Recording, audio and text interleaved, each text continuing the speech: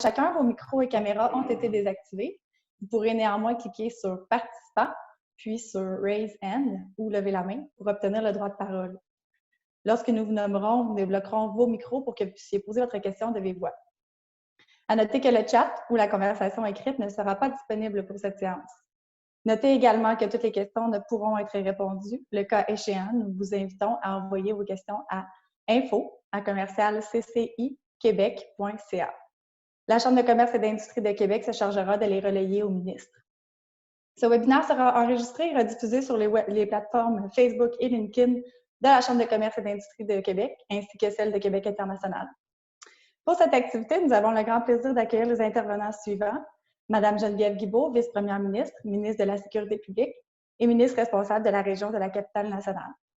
Monsieur Jean Boulet, ministre du Travail, de l'Emploi et de la Solidarité sociale. Madame Mélanie Kerouac, présidente et chef de la direction par intérim de la Chambre de commerce et d'industrie de Québec, ainsi que Monsieur Carl Viel, président directeur général de Québec International. J'invite donc dès maintenant Mme Mélanie Kerouac, présidente et chef de la direction par intérim de la Chambre de commerce et d'industrie de Québec, à vous adresser quelques mots en guise de bienvenue. Merci beaucoup, Amélie. Alors, bonjour à tous. Merci, Mme Guilbeault, M. Boulet. On me dit également qu'on a plusieurs élus provinciaux de la région qui sont présents sur l'appel, dont les ministres Éric Kerr et Jonathan Julien. Alors, je vous salue et vous remercie de vous joindre à nous. On a la chance de pouvoir échanger régulièrement avec vous, avec vos équipes depuis le début de la crise et on en est très, très reconnaissant. Merci d'être à l'écoute des enjeux économiques de notre région. On sent vraiment que c'est une conversation qui fait vraiment une différence pour la gestion économique de cette pandémie. Je salue également les membres de la Chambre de commerce de Québec, de Québec International et de la Jeune Chambre de commerce qui sont présents avec nous sur l'appel cet après-midi. Notre collaboration est très porteuse et démontre vraiment notre volonté de mobiliser tous les acteurs économiques pour aider les entreprises de Québec à passer à travers cette période difficile.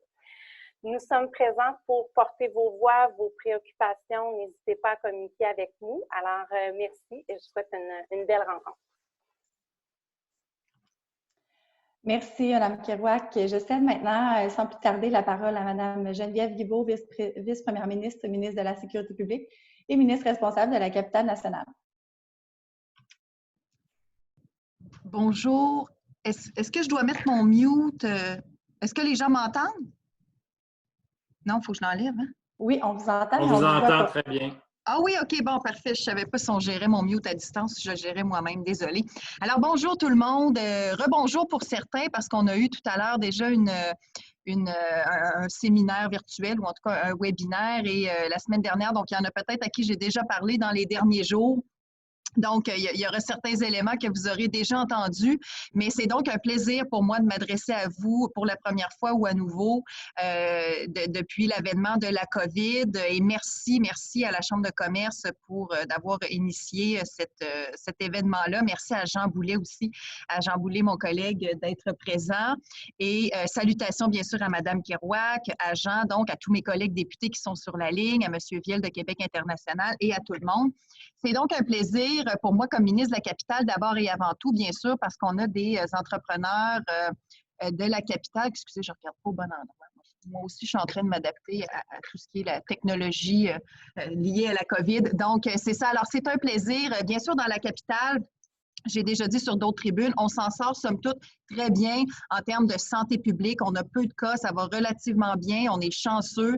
Depuis hier, on a déjà une première phase de réouverture qui est faite du commerce de détail pour ceux, en tout cas, du moins qui ont l'accès à la porte extérieure. Donc, et ça va relativement bien. Par contre, ça aussi, ça va amener des défis. J'étais, moi, dans un commerce hier et que je ne nommerai pas, là, puis c'est pas le but de pointer des gens, mais j'étais dans un commerce où il n'y avait pas de mesures qui avaient été mises en place, il n'y avait pas de purelle, les gens n'étaient pas à 2 mètres, les gens y allaient avec leur famille, il y avait plusieurs enfants et tout ça dans le commerce, fait que ça m'a surprise de voir que c'est un commerce dans le fond comme si rien n'était et donc, puis c'est normal que ce soit pas parfait puis qu'au début ce soit un petit peu inégal d'un endroit à l'autre, mais Il va falloir être tous très, très vigilants dans cette réouverture très graduelle et prudente, s'assurer d'avoir toujours les mesures de santé publique qui sont respectées, les mesures d'hygiène et tout ça qui sont mises en place.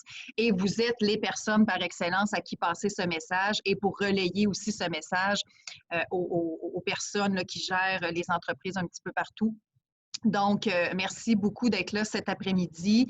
Bien sûr, il ne sera pas question à proprement parler nécessairement de toutes les mesures d'aide qu'on a déjà mises à votre disposition. On a fait le tour d'ailleurs avec Pierre Fitzgibbon un peu plus tôt aujourd'hui et la semaine dernière avec certains d'entre vous, mais simplement rappeler qu'ici dans la capitale, on a notre programme, outre le programme là, pour les plus grosses entreprises, donc les près de 50 000 et plus, on a aussi le programme d'aide d'urgence aux petites et moyennes entreprises, une enveloppe de 10 millions qui est attribuée à la Ville de Québec et de 3,9 millions dans la balance des MRC de la capitale nationale. Donc, une enveloppe qui est à disposition pour les petites et moyennes entreprises. Donc, n'hésitez pas à vous en prévaloir pour avoir accès à certaines liquidités momentanément pour ceux qui ont des enjeux à ce niveau-là, qui sont sans doute nombreux, et ça se comprend. Un petit mot d'emblée pour vous dire aussi qu'on est tout à fait conscient et sensibilisé à ce que vivent les industries touristiques et culturelles qui sont extrêmement touchées par les conséquences de la pandémie, et pour lesquels on n'a pas été encore en mesure nécessairement d'annoncer de plan de soutien ou de relance spécifique. Mais sachez que nos collègues ministres du Tourisme et de la Culture travaillent sur des plans sectoriels et dès qu'on sera en mesure de les annoncer, nous le ferons. Mais elles aussi, comme tout le monde, sont tributaires de la santé publique. C'est vraiment la santé publique qui décide à quel moment est-ce qu'on peut, oui ou non, aller de l'avant dans certaines étapes de cette réouverture et de cette relance graduelle du Québec. Donc, dès qu'on sera en mesure de faire des annonces en tourisme et en culture, nous le ferons, mais on est bien conscient que les gens sont impatients et ont hâte d'entendre des mesures spécifiques à ce secteur. Donc, je vais simplement terminer là-dessus en vous remerciant à nouveau, en vous disant, lâchez pas, continuez d'innover, de vous réinventer. Il faut dire qu'à Québec, on a cette chance d'avoir aussi des gens qui ont peut-être été aussi un petit peu plus épargnés par rapport à l'emploi, aux diminutions de revenus. On a beaucoup de fonctionnaires, donc on a beaucoup de gens qui ont pu télétravailler puis qui ont pu continuer finalement de consommer puis de faire rouler l'économie, ce qui fait que ça devrait aider nos entreprises à peut-être se réapproprier ou en tout cas maintenir un peu leur marché, mais ça va quand même amener beaucoup de défis. Donc, il va falloir être créatif, être solidaire, être imaginatif. Alors, bravo à l'avance pour tout ce que vous allez mettre en place et la façon que vous aurez donc tous de vous adapter. Je vais là-dessus céder la parole à Jean parce que je ne veux pas prendre trop de temps, mais donc, merci beaucoup tout le monde et bon courage pour la suite.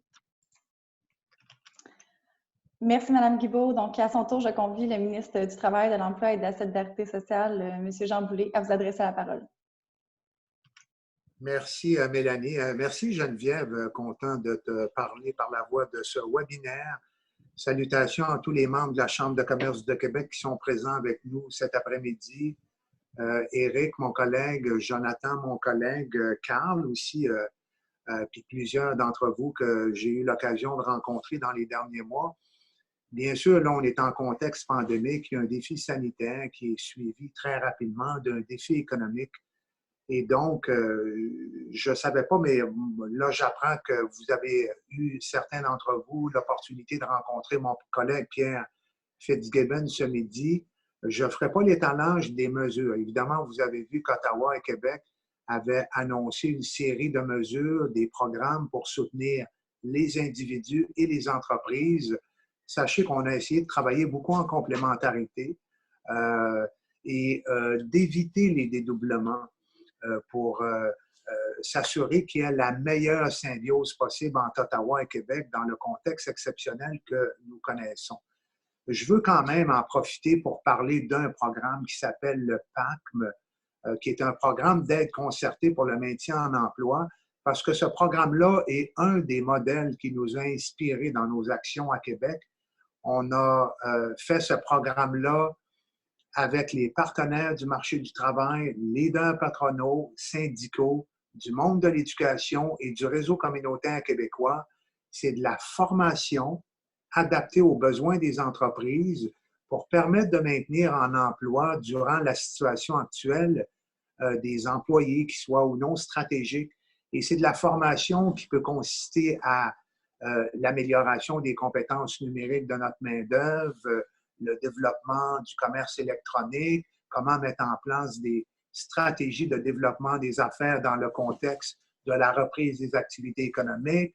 Ça peut concerner à peu près n'importe quel sujet qui est pertinent et utile à l'entreprise.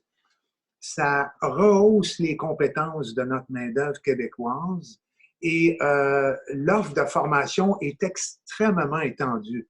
On a une offre qui a été bâtie avec les universités, les collèges, les commissions scolaires, l'ensemble des ordres professionnels du Québec, ce qui n'exclut pas les promoteurs collectifs comme les comités sectoriels de main-d'œuvre ou les chambres de commerce ou d'autres groupements d'entreprises ou de travailleurs autonomes qui veulent permettre à des personnes de suivre la formation pendant la situation que nous connaissons. Évidemment, c'est jusqu'à 100 000 $ par entreprise, jusqu'à concurrence de 25 $ de l'heure.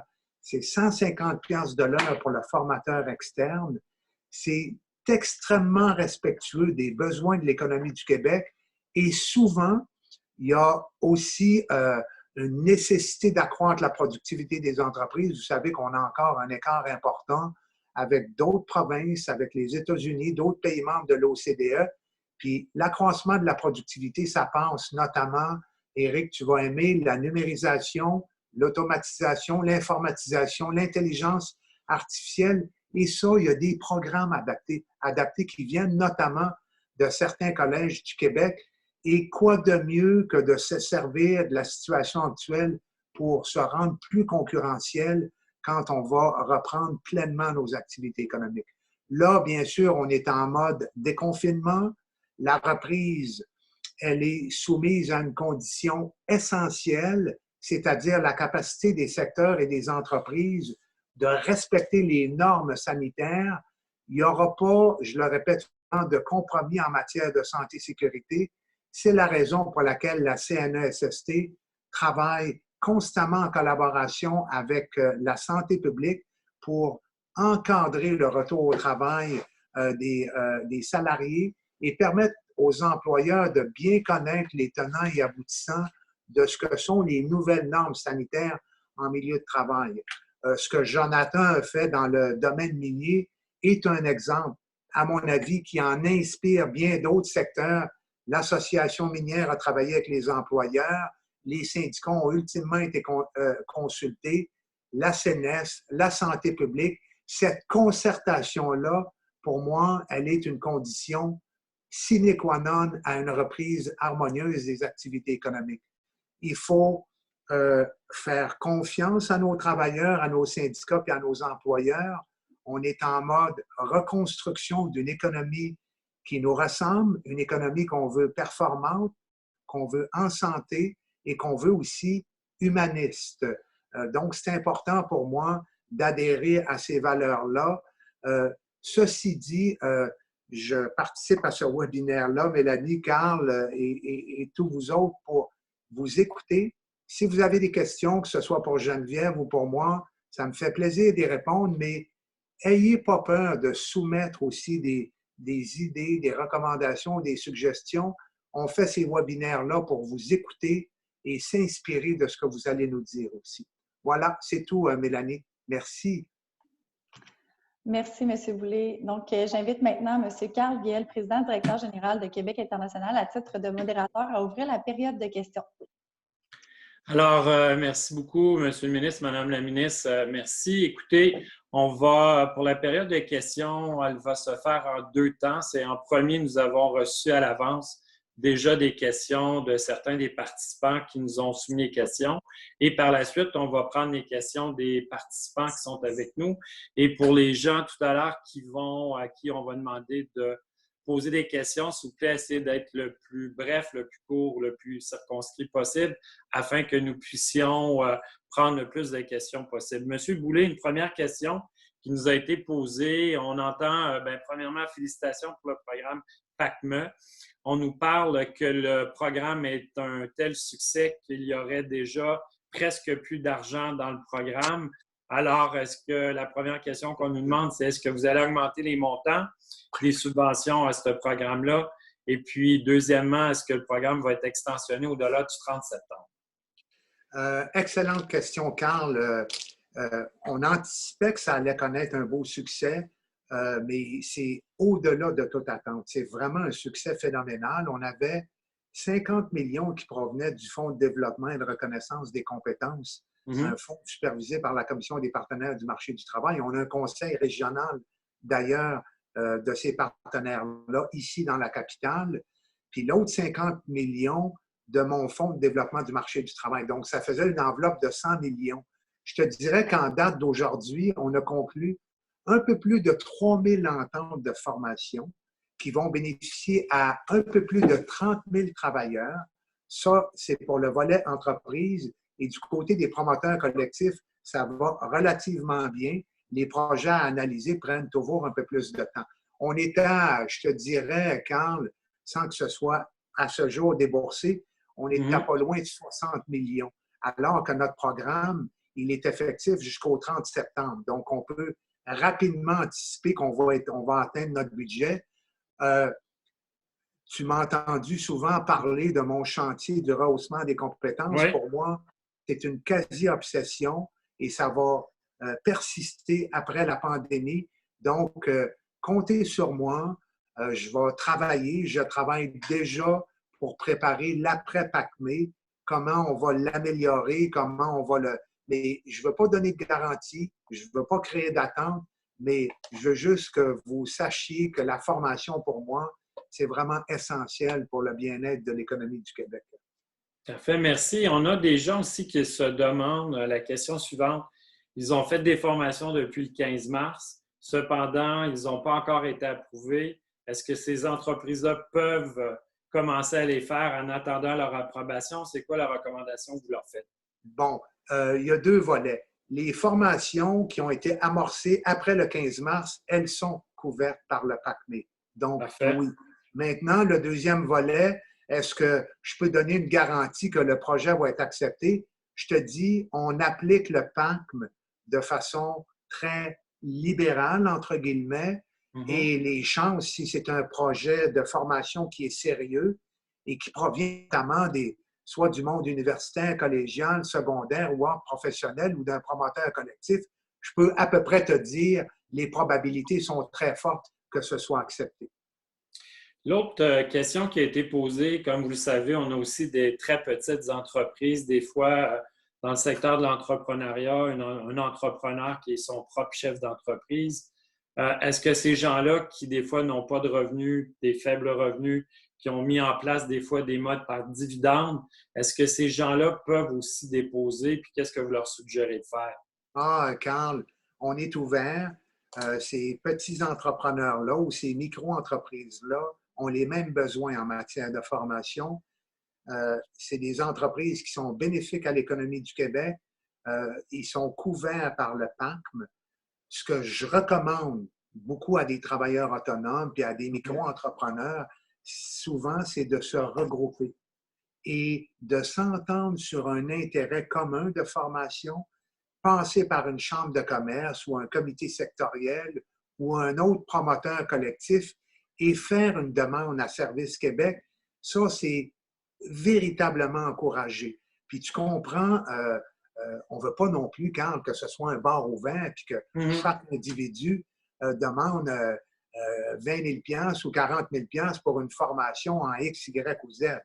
C'est quand même assez bien encadré et c'est la raison pour laquelle je recommande aux solo-praticiens ou aux travailleurs autonomes ou aux micro-entrepreneurs de se regrouper et de saisir l'opportunité pour mentionner à Service Québec, nous, notre besoin, c'est ça. Comme par exemple, comment faire du commerce en ligne ou comment se numériser. Quelle est l'utilité de l'automatisation dans notre entreprise. Puis tu sais, quand je dis souvent, une des incidences de la distanciation physique, ça va devenir comme un incitatif additionnel à l'automatisation. Parce qu'il y a parfois sur des lignes d'opération où la distanciation ne peut pas être respectée, puis souvent, ça nous fait réaliser le bénéfice de l'automatisation. Fait on est là, on va vous accompagner pendant, on le fait avant, pendant, puis on le fera après la pandémie avec nos 245 conseillers en entreprise. puis l'ensemble de nos services Québec qui sont bien sûr hyper dynamiques ici dans la capitale. Je vous remercie. Puis je pense que merci pour le message sur 2 volets. Votre ouverture, d'avoir mis en place un programme qui répond aux besoins des gens en ce moment, qui est adapté aussi au changement, à la situation dans laquelle on est en ce moment. Donc, bravo. J'aimerais peut-être vous entendre, puis aussi entendre Mme Guilbeault sur une autre question qu'on a eue de la part des intervenants. C'est concernant les secteurs de l'économie qui ne sont pas encore retournés vers le travail. Quand on pense à des secteurs, par exemple, du service, les gens en informatique, même les employés de l'État qui continuent à travailler sous forme de télétravail. Si vous auriez des choses à partager avec les gens, est-ce qu'on reste nous-mêmes, comme moi, chez Québec International et à la Chambre, et à la Jeune Chambre à la maison jusqu'en télétravail jusqu'à Noël, ou il y a certaines choses que vous pouvez partager avec nous à ce niveau-là? Ou Mme Guilbeault? Ah, Geneviève, vas-y. Je ne sais pas si elle va... Oui, bon, excusez.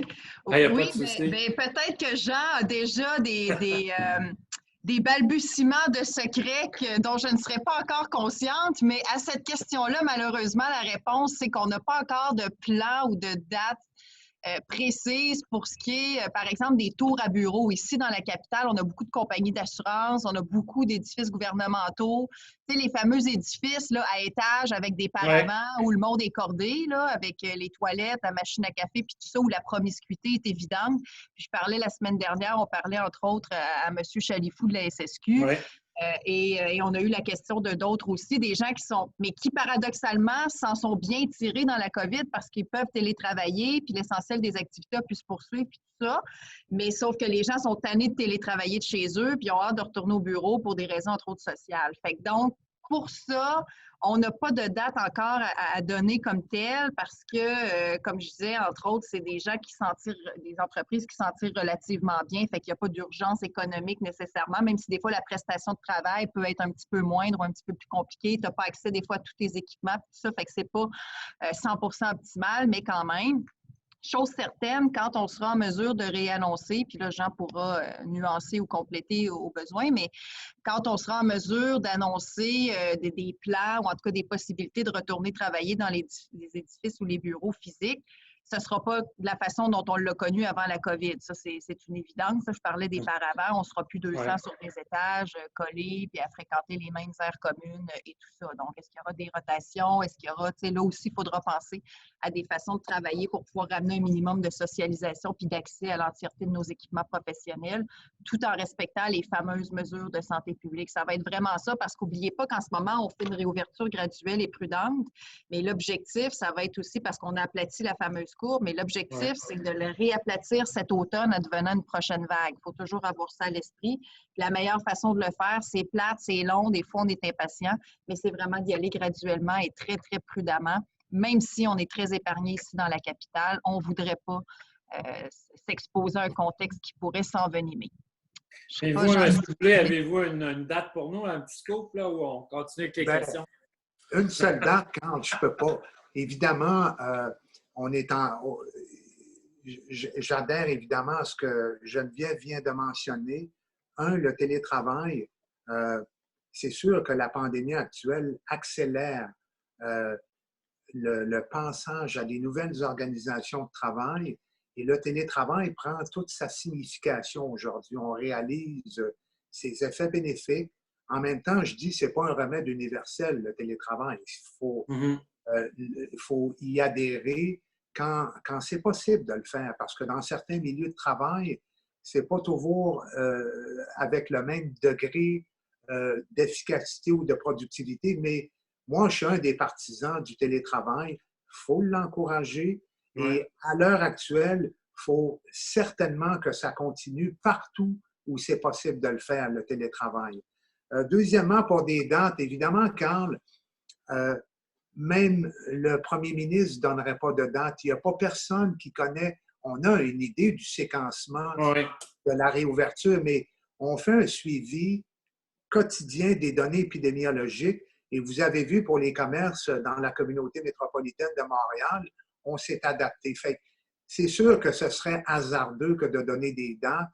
Il faut vraiment tenir compte de la courbe, comme disait Geneviève, des nouvelles données qui sortent presque de façon quotidienne.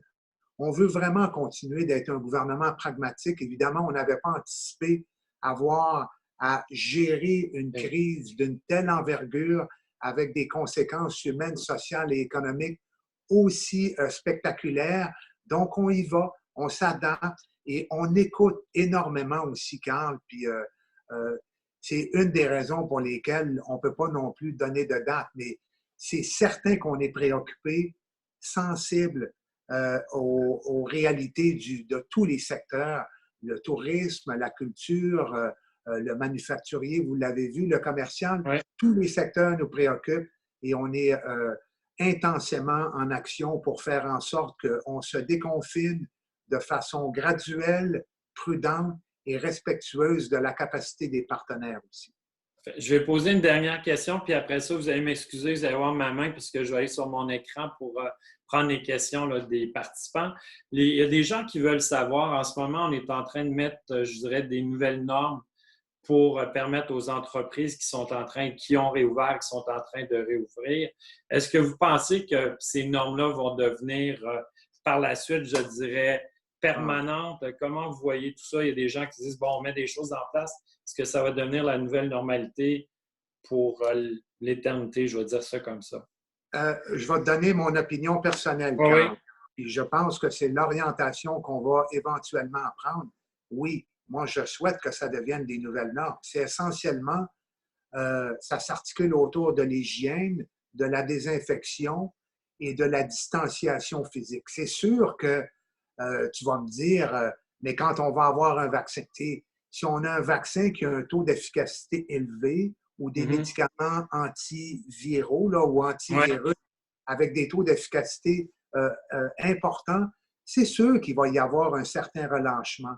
Mais les normes qu'on établit avec la CNESST, selon moi, là, ça nous mène vers de sains comportements puis des nouvelles habitudes de travail auxquelles nous devrons adhérer, on devra les assumer, les intégrer dans nos façons de faire et ça va être au bénéfice de la santé de tout le monde. Encore une fois, il peut y avoir pour la distanciation physique, comme par exemple, le docteur Marcy me dit souvent, Jean, quand 2 personnes sont à l'intérieur de 2 mètres, ça dépend de la durée. Au-delà de 15 minutes, il faut que la personne porte un masque, des lunettes, ou une visière ou un appareil de protection respiratoire ou un protège-visage. Mais quand c'est dehors, ce n'est pas la même réalité. Je pense qu'on va avoir à vivre ces normes-là dans une relative harmonie, avec plus de souplesse, mais ces normes-là vont demeurer des guides, je le souhaite, permanents. Parfait. Écoutez, pour l'instant, je vais juste rappeler, il y a des gens, s'il y a des gens qui ont des questions, on vous a dit dès le départ de tout simplement ce qu'on dit sur, excusez-moi le terme, le raise your hand, levez votre main, je vais les prendre. Pour l'instant, j'en ai pas. J'en ai une autre question qui nous a été posée, M. Boulay. Les entreprises pardon, qui ont procédé à la réouverture, qui l'ont fait, qui vont le faire la semaine prochaine, puis ils ont des employés qui ne veulent pas revenir au travail. Qu'est-ce que vous... bon, ça peut être pour différentes raisons. J'aimerais que vous puissiez partager avec vous comment vous voyez, est-ce que vous avez des idées, des conseils à ces entreprises-là qui vont face à des travailleurs qui ne voudront peut-être pas revenir travailler la semaine prochaine ou cette semaine? À cet égard-là, quand je suis un partisan il va falloir l'analyser au cas par cas. Mais tenir compte, bien sûr, si je regarde ça de la perspective du travailleur, s'il est en santé, s'il n'y a pas de conditions personnelles qui le vulnérabilisent, comme par exemple quelqu'un qui fait de l'emphysème ou qui est immunosupprimé, c'est des conditions personnelles qui devraient justifier un droit de refuser de faire du travail.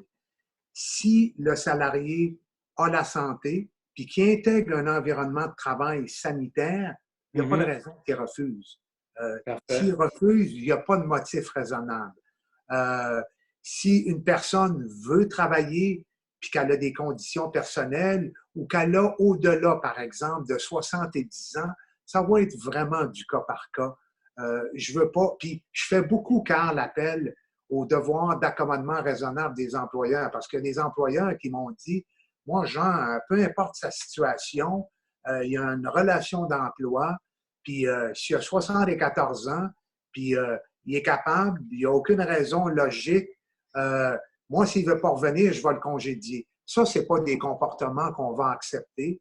Je le dis quand je parle aux leaders patronaux puis aux leaders syndicaux, on va s'adapter, on va tenir compte de la réalité propre à chaque salarié.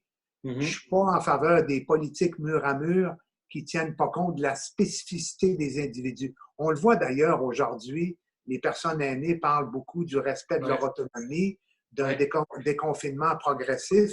Ils ne veulent pas être attachés ou être trop longtemps derrière une politique mur à mur qui ne tient pas compte de la réalité de certaines personnes. Il y a des travailleurs de 68 ans qui ont un état de santé impeccable, qui répondent aux exigences de leur travail de manière supérieure à des personnes qui peuvent avoir 44 ans.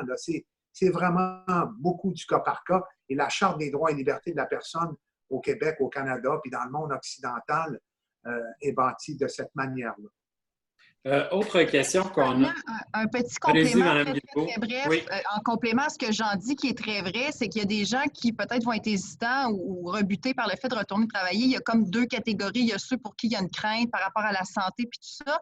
Mais il y a peut-être aussi, puis on en a parlé ce matin, M. Viel, vous étiez là, tout ce qui est programmes fédéraux, la prestation d'urgence et tout ça, des incitatifs salariaux qui font en sorte que quelqu'un pourrait ne pas vouloir retourner travailler en disant j'ai déjà de l'argent qui rentre, des prestations aux étudiants puis tout ça.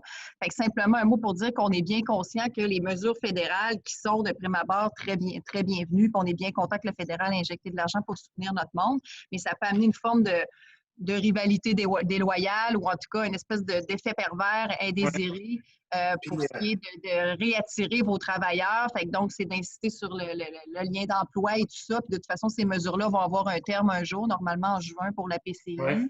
Alors, totalement. Et le gouvernement fédéral a été sensibilisé, c'est ça, Jean, tu voudras compliquer, mais simplement vous dire qu'on en est conscient. Évidemment, c'est des mesures fédérales sur lesquelles on n'a pas d'emprise directe, mais on a sensibilisé le gouvernement fédéral. Ces programmes-là, coût-bénéfice, finalement, ça aurait été bon pour nos citoyens qui puissent toucher cet argent-là, mais on sait que ça amène un petit désagrément, mais j'avais un anglicisme à l'esprit, mais à moyen terme, ces effets-là désagréables vont s'atténuer, puis on pense bien que les gens vont retourner travailler au final quand même tôt ou tard. Et Geneviève le dit très bien, il y a deux aspects. Un, l'effet désincitatif de la PCU. Là, ça impose à l'employeur le fardeau de démontrer, un, que la PCU est temporaire, faire état des perspectives d'emploi, de la protection du lien d'emploi et de l'avenir du salarié. Parce que la personne, au bout de la PCU, là, quand le 4 mois va être fini, là, elle va se retrouver sans ressources financières. Puis c'est pas facile, ça ne sera pas nécessairement facile de réintégrer le marché du travail. Donc, il y a un travail de persuasion à faire du côté de l'employeur. Et si la personne refuse uniquement à cause de la PCU, elle s'expose à fragiliser sa relation d'emploi, être perçue comme ayant démissionné explicitement ou implicitement ou faire l'objet d'un congédiement. L'autre aspect, Carl, si la personne invoque simplement la crainte, ça aussi, ça impose à l'employeur un devoir de convaincre et d'expliquer que l'environnement de travail est adapté, qui est respectueux de la santé et sécurité des travailleurs, parce que la crainte prise isolément, j'en parlais au docteur Massé tout à l'heure, ça ne peut pas justifier un refus de travailler. Et encore une fois, la personne qui invoque uniquement ce motif-là s'expose à fragiliser sa relation d'emploi, à être soit terminée ou considérée comme étant démissionnaire. Mais en même temps, ça peut être un trouble profond d'anxiété, un trouble d'adaptation. Dans ces cas-là, il faut que l'employeur soit accommodant. Mais il y a une multitude de cas, Carl, puis il va falloir faire preuve de souplesse puis de respect des droits et des obligations de toutes les parties. Parfait, merci. On a une question. Malheureusement, je n'ai pas votre nom de famille, de Annie. Pascal, si tu pourrais permettre à madame de pouvoir poser sa question. Oui, bonjour. Est-ce qu'on m'entend bien? Oui, très bien. Oui, en fait, la question est davantage peut-être pour le ministre Boulay. Est-ce que vous avez pensé à une stratégie, ben vous ou votre équipe, là, bien entendu, avez pensé à une stratégie pour organiser le télétravail et voir à des stratégies d'ajustement des pratiques de gestion à cet effet? Merci, Annie, de la question. Oui, on travaille. Oui, il y aura une approche quant au télétravail. Certains me demandent de légiférer sur le télétravail. Ce n'est certes pas mon intention ou l'intention du gouvernement à ce stade-ci de légiférer, mais j'ai fait l'inventaire de toutes les clauses, de toutes les conventions collectives de travail au Québec qui concernent le télétravail parce que je suis vraiment en mode analyse. Puis après ça, je vais déterminer mes orientations, mais il y aura certainement des pratiques qu'on pourra recommander, qu'on pourra encourager et qui seront bénéfiques pour les employeurs puis les employés, toujours encore une fois, dans la mesure du possible. Oublions pas, Annie, que mon PACM, il y a beaucoup d'ententes qu'on a fait avec des PME, puis même des grandes entreprises qui veulent développer des politiques de télétravail. Vous savez qu'en entreprise, on a des politiques contre le harcèlement, violence ou pour l'absentéisme. Il va y avoir une multiplication des politiques en télétravail pour bien encadrer la façon dont le télétravail se fait, puis déterminer comment les outils de communication, l'environnement de travail, les horaires de travail, la flexibilité, les vacances. Mais ces politiques-là, elles vont jouer un rôle, selon moi, extrêmement important dans nos nouvelles façons de travailler après la pandémie. Merci. Alors, je rappelle aux gens, si vous avez des questions, de lever votre main. Écoutez, M. Boulay, vous avez abordé sur ce sujet-là. Est-ce que vous regardez aussi en même temps ce qui se fait à l'extérieur du Québec, dans les autres provinces, pour soit partager, voir qu'est-ce qui peut être fait pour s'assurer soit d'un point de vue de compétitivité, puis en même temps, est-ce que vous regardez sur d'autres pays aussi en même temps à partir de votre veille pour voir les mesures qui sont mises en place là, en ce moment? Absolument, oui, tout à fait.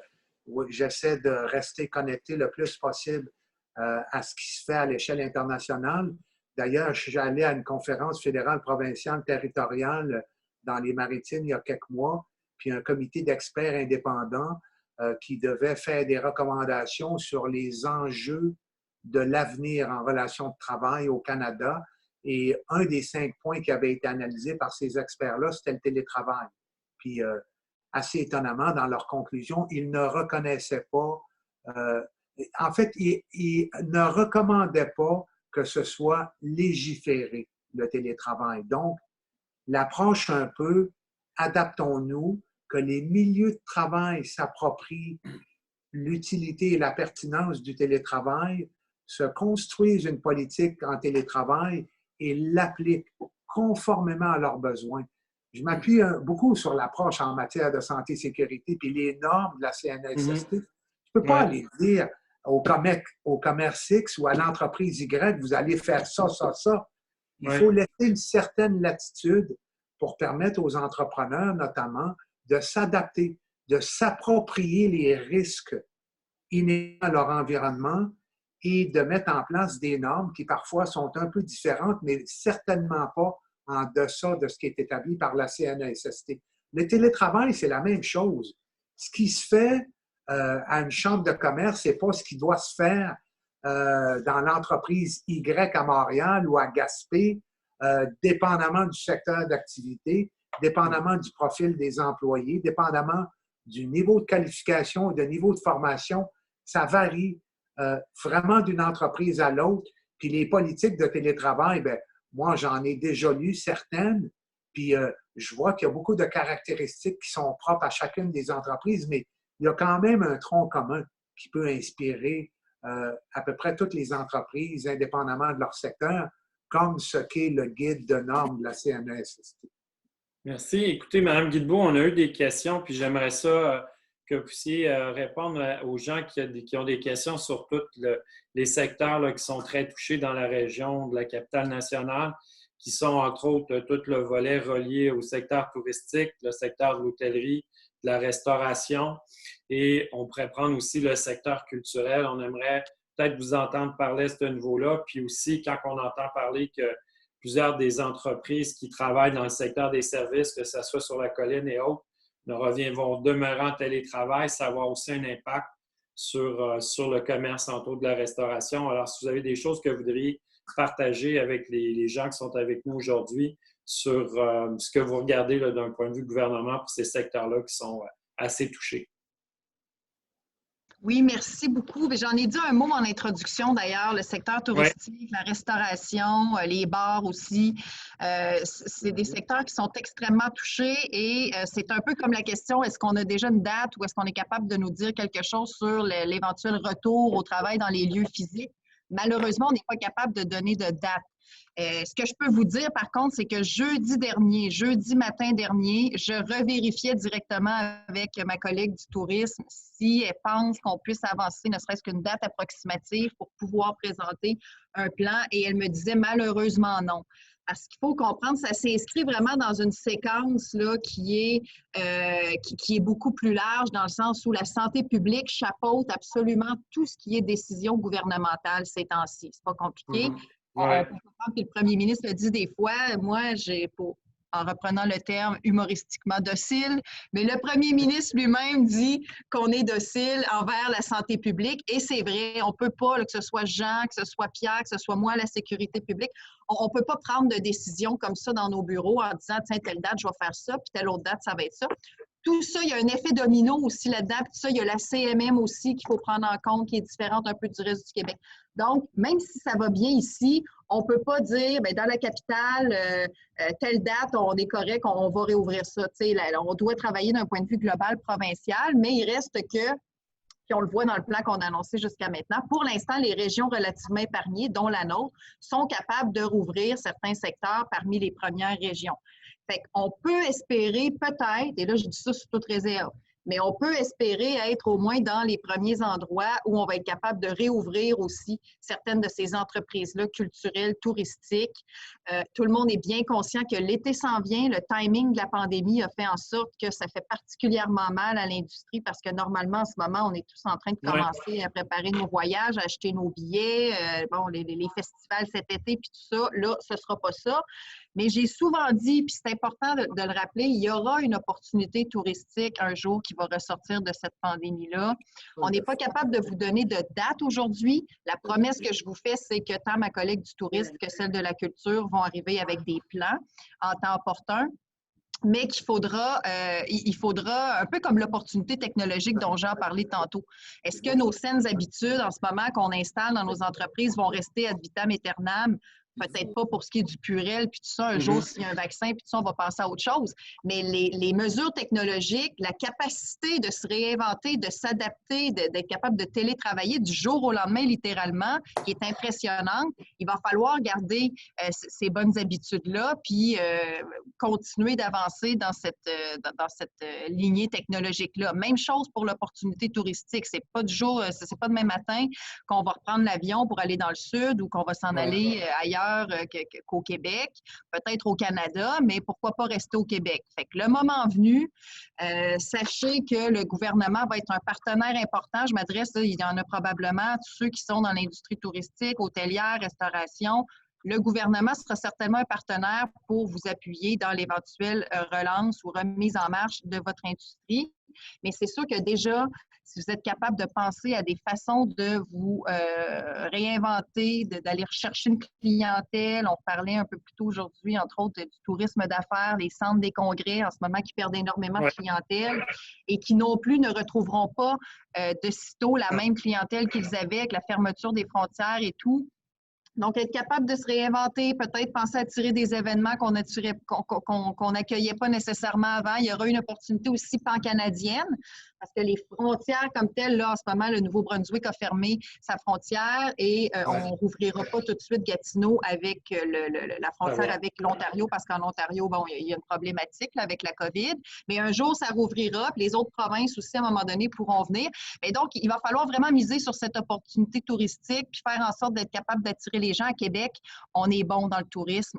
Souvenez-vous, il n'y a pas si longtemps, on avait presque trop de tourisme à Québec.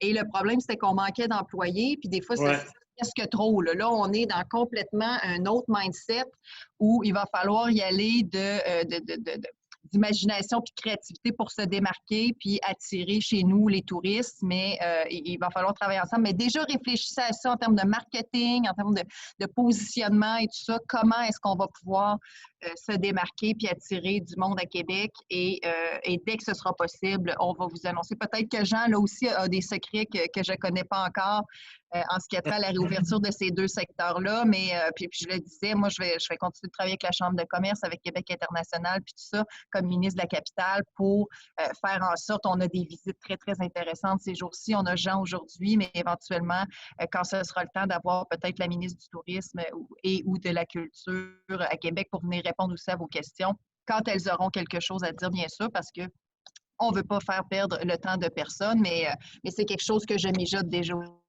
aussi. Parfait, merci. Monsieur Boulay, je ne sais pas si vous aviez d'autres choses. Non. On sait que vous avez un engagement ferme tous les deux à 3 heures. Je pense que vous avez une réunion du Conseil des ministres.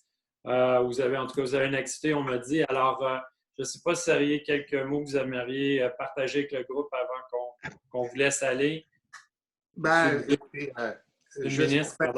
Pour faire un clin d'œil à Geneviève, s'il y avait des secrets à partager, on manque de temps, malheureusement. On pourra en reparler. Écoutez, d'abord, vous remercier. Moi, j'apprécie énormément cette formule-là de dialogue. Je pense que ça aussi, ça va persister à la pandémie actuelle. On va continuer à le faire. C'est bénéfique, ça évite les déplacements, ça nous permet de se parler puis de partager aussi des expériences puis des connaissances. Puis la prochaine fois, je le dis là à votre chambre de commerce ici dans la capitale, on va en faire une, puis faites-nous part de vos expériences de retour au travail, que ce soit la santé-sécurité, au niveau de l'efficacité des opérations. S'il y a des défis particuliers, nous, on est là, encore une fois, pour être des grands accompagnateurs. On veut vous aider et on a besoin de connaître vos problématiques pour trouver les solutions les plus appropriées. Ceci dit, merci. Salutations à toi, Carl, à Mélanie, Jonathan et Éric, à bientôt. Merci, et Mme l'ensemble, il y a d'autres de mes collègues qui sont là, bien sûr. Je les salue aussi et à bientôt. Merci, Carl. Merci, au plaisir. Merci beaucoup. À bientôt. Écoutez, en ce moment, je voudrais tout simplement terminer en remerciant les deux ministres, le ministre Guilbeault et Mme Boulay, d'avoir été avec nous. Mme Boulay, Mme Guilbeault, pardon, je ne sais pas si vous aviez quitté ou quoi, sinon… Oui? Non, je suis là. OK, parfait. C'est Mme Guilbeault, je laisserai peut-être un mot. Oui, bien, je vais joindre ma voix à celle de Jean pour remercier tout le monde. Et puis, je vous dis à la prochaine. Là, comme je disais, on mijote déjà peut-être des futures rencontres qu'on pourra faire sur d'autres sujets. Merci beaucoup, Jean, de t'être rendu disponible. Très, très apprécié. Merci à tous mes collègues, les 9 députés, les 8 si on m'exclut, de la capitale nationale. Merci d'avoir été là. Merci, Mme Kerouac, à toute l'équipe de la Chambre de commerce, M. Viel, à tous ceux qui ont rendu possible cet exercice, très, très apprécié. Puis si vous avez des questions, des enjeux, des problèmes, des inquiétudes qui n'ont pas pu avoir de réponse là, parce que le temps était limité, vous pouvez aussi en tout temps vous adresser à mon équipe, la capitale nationale ici. On peut être une voie de transmission aux besoins, avec toujours le plus grand plaisir. Merci à vous deux pour votre grande disponibilité. Merci à Mélanie Kerouac et à l'équipe de la Chambre de commerce et d'industrie de Québec, ainsi qu'à Stéphanie Gervais de la Jeune Chambre de commerce de Québec. Puis merci aussi à l'équipe de Québec international. Si jamais vous avez des questions suite au webinaire, vous pourrez les transmettre à info@cciqquebec.ca et le webinaire sera rediffusé sur les plateformes Facebook, LinkedIn de la CCIQ et de Québec international. Merci à tout le monde d'avoir été des nôtres et puis au plaisir de vous revoir sur un prochain webinaire qu'on va organiser avec vous. avec la Chambre, pardon, et aussi la Jeune Chambre dans les prochaines semaines. Merci, bonne fin de journée. Merci, M. Viel. C'est maintenant ce qui conclut cette activité. Merci à tous et à toutes pour votre présence. Donc, bonne fin de journée.